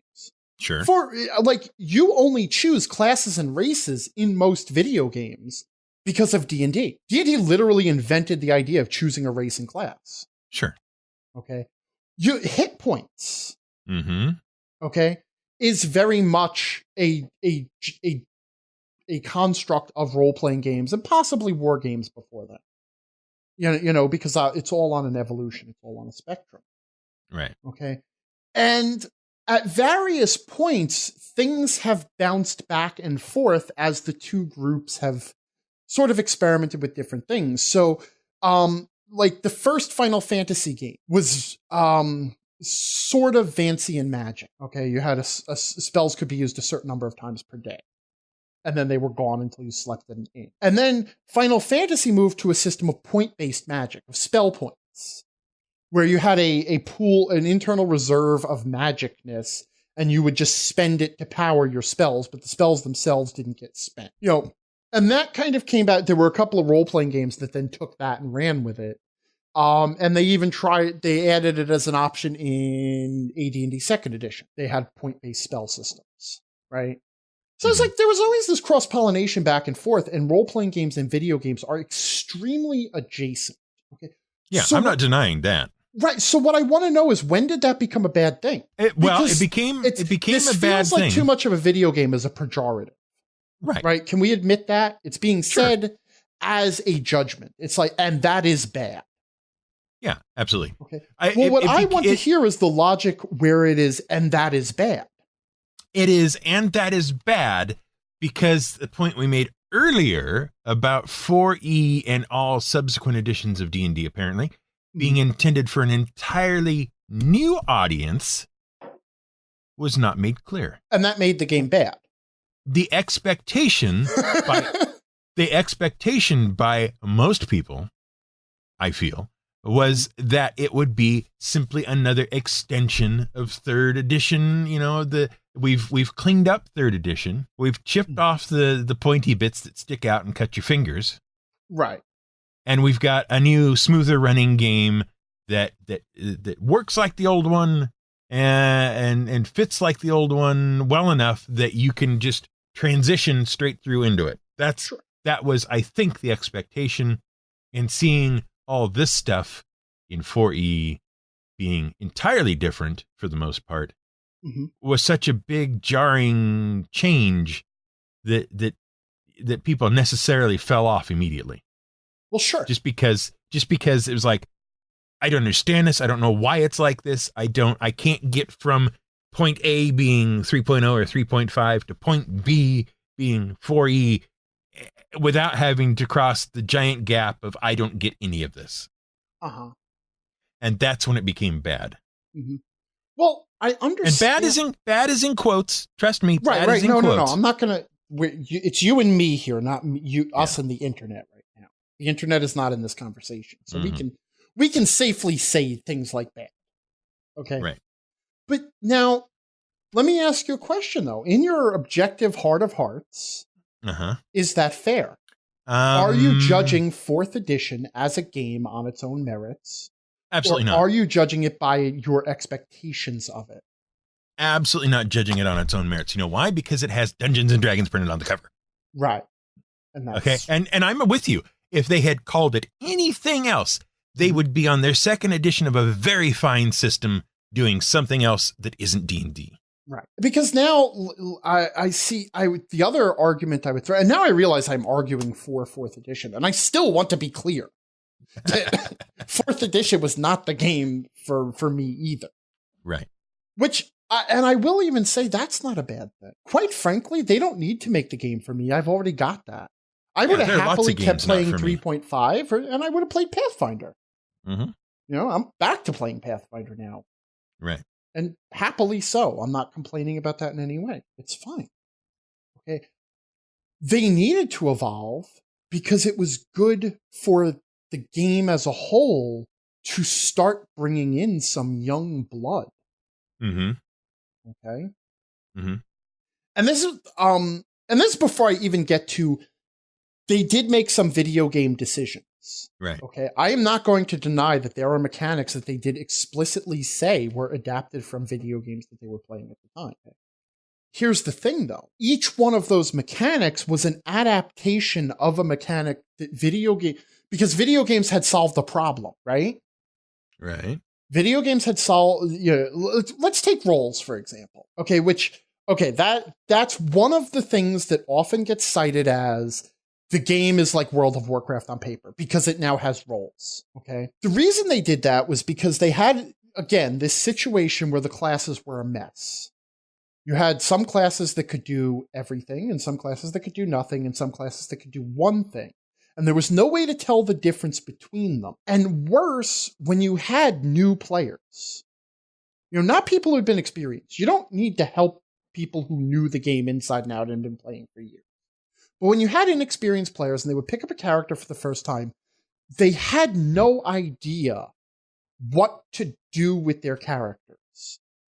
And when they had to level up, they had no idea what feats to. I mean, you remember like feat chains from 3rd edition of Pathfinder, right? Where right. If you wanted to have the right feat at level 20, you sure as hell had to make the right choice at level 1.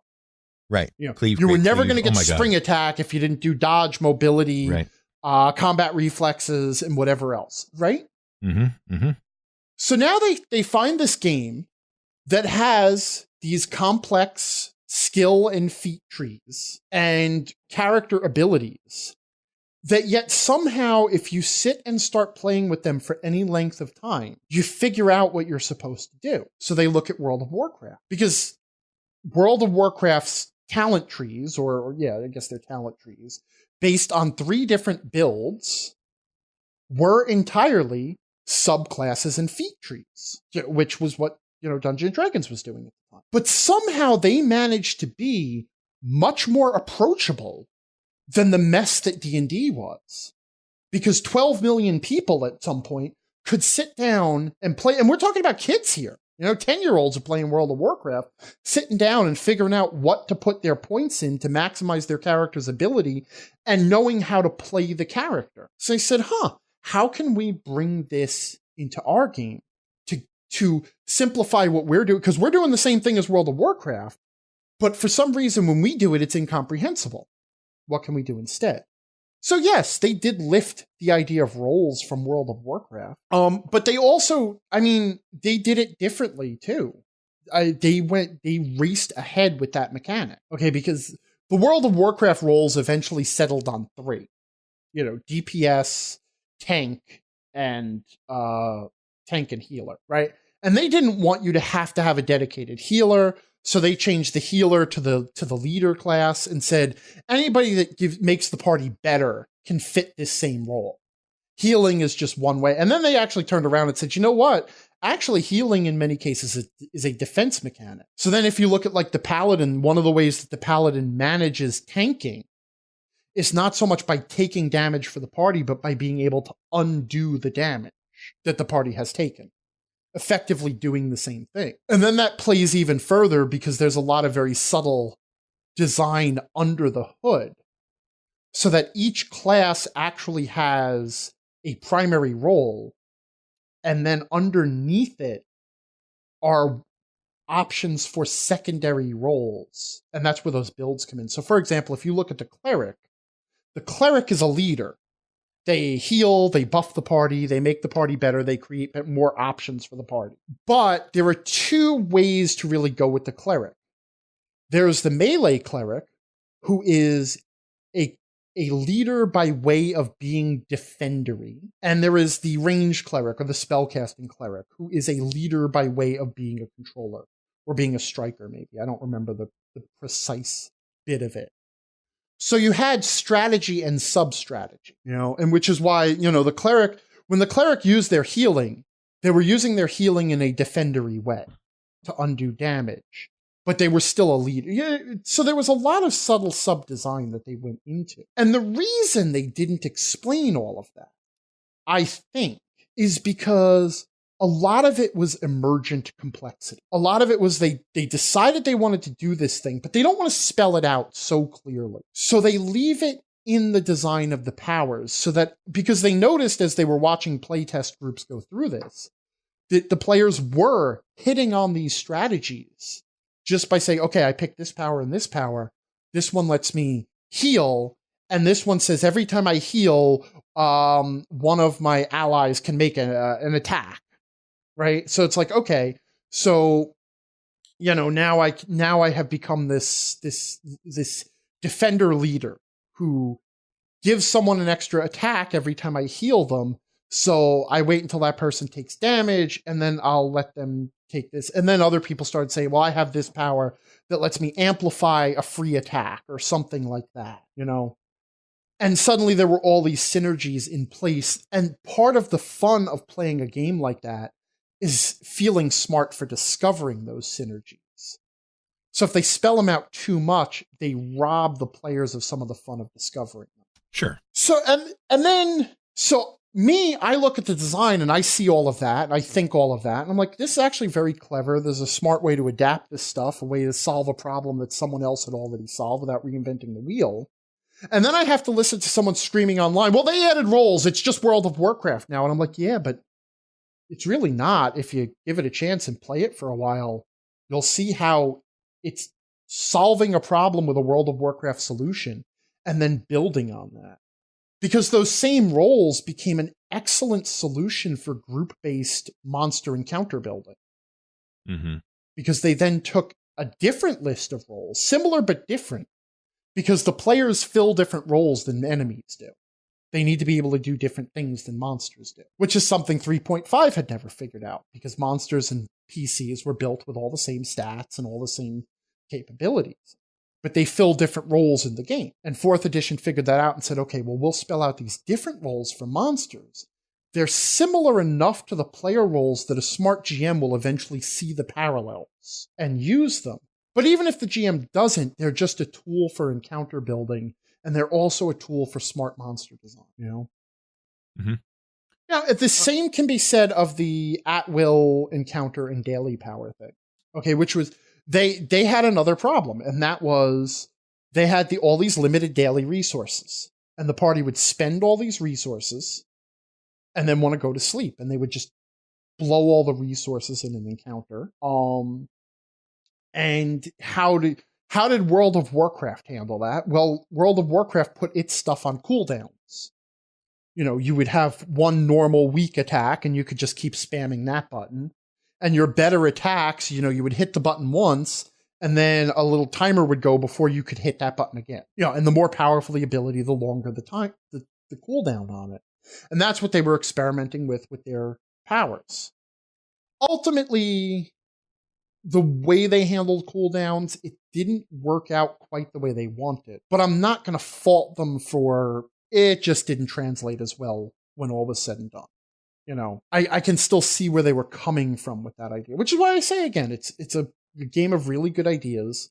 It just all didn't quite fit together well. And if you look at the essentials versions of the character classes, where they broke away from the strict at-will encounter daily format, so that different classes had different balances of powers and some of them didn't deal with daily powers at all, it was a lot better.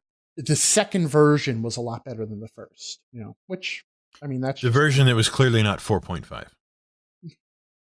Call it what you want. All right. So, okay. And you're making some perfectly valid points, which I'm a big fan of, but I will tell you this, we never got that far. No, I know. Okay. We never got that far.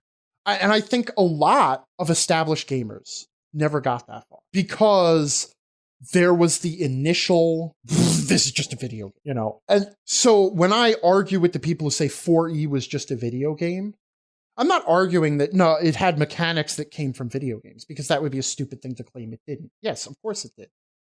But D&D has always had mechanics that come from video games, and video games have mechanics that come from D&D, and it's a big incestuous. I mean, they're more interbreeding here than in the entire British royal family. Oh. Okay? Oh. Shout out to all our British listeners. Hey, both of you. Hey, guys. Sorry to see you go. Cheerio. Okay, so we eventually get through all this character creation stuff, which, better or worse, don't know. Never, like I say, never got far enough to really start playing around with it all that much. We just got characters made. That was the important thing. Right. And then we opened up the starter adventure. Oh, God. I'm sorry. Which was, I think, Keep on the Shadowfell. Is that correct? Yep. And I know there's that very humorous website that talks about Keep on the Shadowfell in detail. Worth reading. Worth reading, yeah. Unless you're the guys who didn't make it very far in. Then it's kind of painful. Yeah. Because here's what happened. We all get together. GM's at his end of the table. We're all at our end of the table doing our thing, right? Got our guys trying to understand what's going on with these. And he starts the adventure, and we're walking down the road, and we're ambushed by kobolds, right? Mm-hmm. That's the very first thing that happens. Yep. You're ambushed by kobolds, and we got wiped out.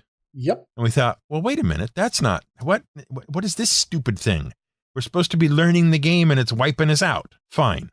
We'll try again. Just erased that whole encounter, walked down the road, got ambushed by kobolds, tried a bunch of different ways to do things, and got wiped out. Okay? Fine. We'll make new characters. Maybe we just don't understand this well enough to have made effective characters right off the bat. We'll make new characters using specifically what we've learned in that first encounter. Make brand new characters, try it again. Here we go, walking down the road, ambushed by kobolds, wiped out again. We're done playing. We're never touching 4E again. Mm-hmm. And that was it. That was the end of 4E for us. Right. Yeah, and you know what? A lot of people in Keep on the Shadowfell, that was the end of their experiences with the game. Because, unfortunately, number one, that adventure was not great to begin with. Number two, it was finished before the actual... before the game was finished. Because they were trying to do a preview thing. Right. Yeah. So whoopsie doo. That's where it all ended, and we never, ever touched 4E again. Right, and I can't fault you for it, obviously. Now, I eventually ended up giving the core books away to a bunch of kids at the home I worked at, because they were interested in playing at 4E, and I certainly wasn't going to give them the versions I liked. Right. So I gave them 4E. I said, here, if you can work out how to do something with this, please do. Go for it. Have a good time with it if you can. I didn't tell them all the stuff that I thought was wrong or anything. I just handed it to them and said, here you go. Mm-hmm. Try to get something good out of it. And they worked out some system by which they played it. I'm confident that the person who ended up running the games never actually read the rulebook all that thoroughly. Mm-hmm. Which may be the key to the whole thing, but I don't know. And they played for quite a while. They had some fun with it. So that's fine. That's good. Good on them. But something went badly wrong somewhere along the lines when we tried 4E, and it has never, ever overcome that initial batch of impressions for me, which is why I say at this point in time, I need a competent GM to actually run 4E so that I can play in it and see what's really going on with the game. Mm-hmm. All right. And unfortunately, I feel like that experience has to be in person. I do understand that. Which means I will never get to play 4E. Mm-hmm. Well, if we're ever at the same convention again, I would be happy to run a 4E game. Because I do need to play 4E again. I need to separate my own judgments from my judgments of it as D&D. Mm-hmm. Because even though I'm much more charitable toward it, in that I give it a lot of credit for what it did, I did still quit playing it and say, like, this just isn't for me. Right. And the thing is, I had very particular issues and complaints, things that I kept running into, but they were not the complaints that other people had. Right. There was an issue with the open-endedness of the game. That things were a little bit too spelled out, and things were a little bit too abstract. So, I mean, I'll give you a perfect example of I ended up screaming at someone at an organized play event, and it was not really his fault; it was the fault of the system. Okay.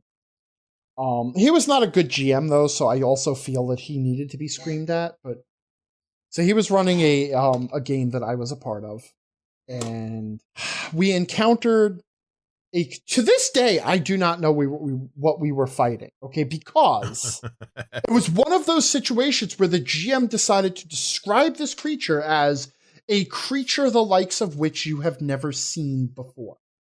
Oh, good. That's accurate, helpful, and all around useful. Yeah, that is a great friggin' description. Sorry. I can't look at it and say it looks like a marshmallow, or it looks like a tar patch, or it looks like... Can I know how many limbs it has? Okay. Or any of the bits sharp. You encounter a thing for which I have not bothered to write down a description. It was a monster manual creature. I know he had one of the monster manuals open. It was running an official module. He didn't make his own. I just have no idea what it was, and I never went back to look because that was sort of the beginning of the end of my relationship with 4th edition. Is this very particular incident? So one of the other things that would have been helpful to know about this creature was that it was shrouded in heat or fire or something such that if you got too close to it, you would start burning. Oh, it's one of those. Right. Which again, I feel is something for which some sensory information could be conveyed. You'd notice something like the grass wherever it steps burns. You'd notice the scorch marks on the nearby sheep or whatever. Yeah. Okay. Well, more to the point, if I'm walking or running towards something, the increase in heat. Yeah. At some point before I burst into flames, I will notice the temperature is getting uncomfortable. No, it's all unknowable. Okay. You're working with information your character doesn't have. So this is very particular to the mechanics of 4th edition now, so forgive me, but one of my allies approached the creature, which, as we have discussed, is a mistake, because sure enough, he suffered from the creature's aura, and then he was attacked by the creature, and he was injured, and he took fire damage, which told us we were dealing with a fire creature, by the by. Okay. And then in addition, he was subjected to a condition in Dungeons & Dragons called ongoing damage. Okay, save ends. Right. And then the way that works is, he was taking ongoing 5 fire damage save ends, which means at the start of every turn, he would take 5 fire damage, and at the end of every turn, he would roll a saving throw, and if it was successful, the condition would end, and if not, at the start of his next turn, he would take 5 fire damage. Okay? Now, anybody listening to this right now will understand that the fiction, the fluff, the flavor of the game is such that clearly the person is now on fire. Right? Sure. Okay. But here's the issue. There were very specific rules about how you could possibly end a condition that could be ended on a save. So, for example, if you had the heal skill, you could give an ally a saving throw against a condition that they are suffering from. Right? Like, so they're suffering from ongoing poison. You can go over, you can make a heal check to give them a new saving throw that's not on their turn to end that condition immediately, right? That's perfectly serviceable rule. Sure. Okay, fine. So the issue was, though, that because of some specific clarifications that came out, you were not your own ally. Okay. That is, to differentiate, because there were powers and skills and spells that were listed as you or an ally, ... And then there were ones that says one ally, ... Okay? Difference. And so there is a difference between something that affects your allies and something that affects you, and something that affects you or your allies, which is important for certain spells and their targeting abilities, right? So you can't use an ability that gives your ally a free attack with a bonus to just give yourself an attack with a bonus, right? That's stuff like that. Fine. But because of all the wordings and the errata that had come out, effectively, you could never give yourself first aid by a strict legal reading of the rules. You could not apply first aid to yourself. Okay. Great. Okay. Now, you and I, being reasonable DMs, would see that as a mistake.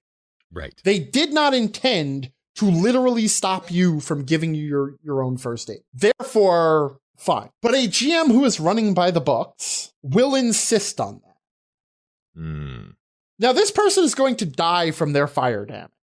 They cannot apply first aid to themselves.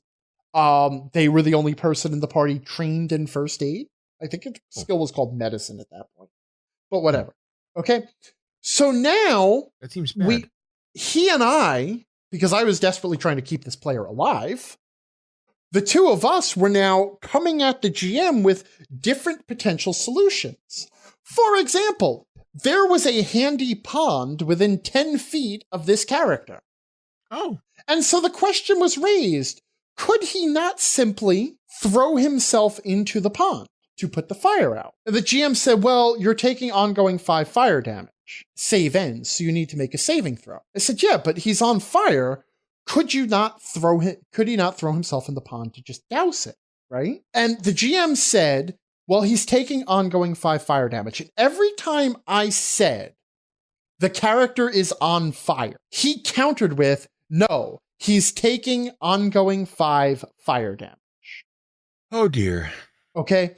To the point where I finally, and I am not proud of this moment, and I was subsequently asked not to come back to this game store where this event was being run. I stood up, slammed my fists down on the table, and screamed at this GM, he's on fire! Just say it, you bastard! Say it! He's on fire! He caught fire, he is burning, he is on fire, and I'm just screaming synonyms for he is on fire.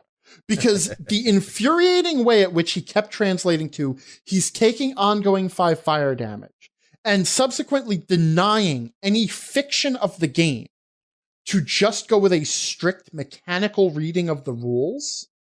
Because the real pain in the ass of all of this is he was 100% right by the rule books. He did nothing wrong by a strict, by the constitutional fundamentalist interpretation of D&D. His ruling was 100% right. And it all hinged on him refusing to admit that somewhere in some alternate universe, there was a character who was on fire. Okay. And that was sort of the beginning of the end for me with D&D.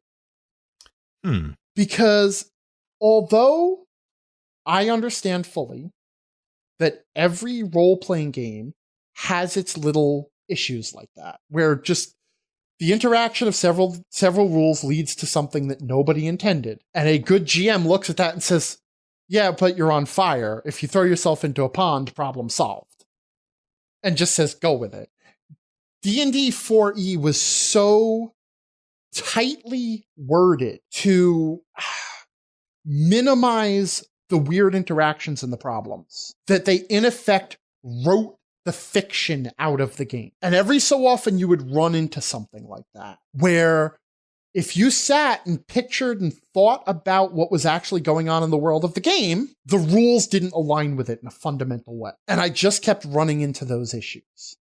And while I was happy to gloss over them, because that's what a good GM does, I kept running into other people who weren't. And as I was running more and more, because I became very active in running events in 4th edition.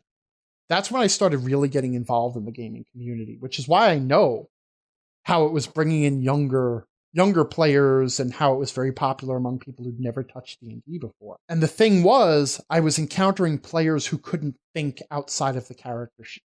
They couldn't think outside the mechanics of the game. And even things like spelling out all of the powers in exacting detail so that you could either swing your axe or you could do these two particular tricks, and that was the only thing you could do with your battle axe ever. And it was like, yeah, but what about that one time where it was really actually helpful to try and, the guy is brandishing a wand and I try and chop it in half with the axe. And then the smart GM says, okay, well, what you're doing is basically just a disarm, but I'll give him a -4 penalty because he's not using a weapon, so he's not proficient in not being disarmed from his wand. Something like that, which is very easy to rule in 3.5 or Pathfinder. So that was where I fell off of 4th edition. It was just a little over-engineered. Okay. So. Well, I by no means am I arguing. Because he was just on fire, damn it. Yeah. That's what the episode title is going to be. Just say it. Just say he's on fire. By no means am I saying that 4E is somehow a wonderful, perfect game that I somehow overlooked. Can I state it as I was helped into not liking? Yeah, no, that sounds perfectly reasonable. How do you mean? Is that a reasonable assessment of the experience I had? It sounds it. Well, because the game itself didn't help me like it anymore. Right. And the people I played it with, the GM I had, didn't help me like it anymore. Because I eventually discovered the whole thing about Keep on the Shadowfell being really messed up. Wizards just has a terrible track record when it comes to writing modules. Mm-hmm.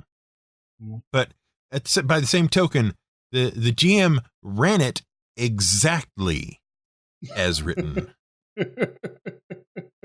Exactly as written. And I have a feeling he didn't understand the rules we were playing under any better than we did. Okay? Sure. Like he hadn't done what I would like to call due diligence when it comes to reading the rules for a game you're about to run. Mm-hmm. Okay? You don't have to know absolutely every single rule in it and how they all interact with each other and all that kind of stuff, but you should at least know enough to understand where to find the thing you need to find. Yes. And how the core of the game works with all the other rules. So that when you hear something or read something that sounds patently stupid, you recognize it. Mm-hmm. Okay? Yes. Anyway. So I wasn't helped into liking the game in any way, shape, or form by either the game or the person running it. and I feel like here in my later years, how many years down the road is it from 4E now? From its launch? What was it? 10 years. 4E was launched in 2008, 2007, okay. 2008. Okay. 10 years down from its initial launch, I'm now in a position where, thanks to you and your effusive praise of the game, I feel like I need to give it another chance. Right. Mind you, the hundreds of people who have written to me or spoken to me over the past 10 years and said, oh no, you got to give the game another chance. And I went, no, I don't. Apparently they weren't as compelling in their discussion about the game as you have been. So somehow I need to work out how to get a face-to-face game of 4E, just basic 4E under my hat, just to see what I think about it. Well, let's see. I get pretty good rates on Travelocity. Do you? Yeah. That's nice. Before I start getting all punchy, let's get going out of here because we are officially out of time.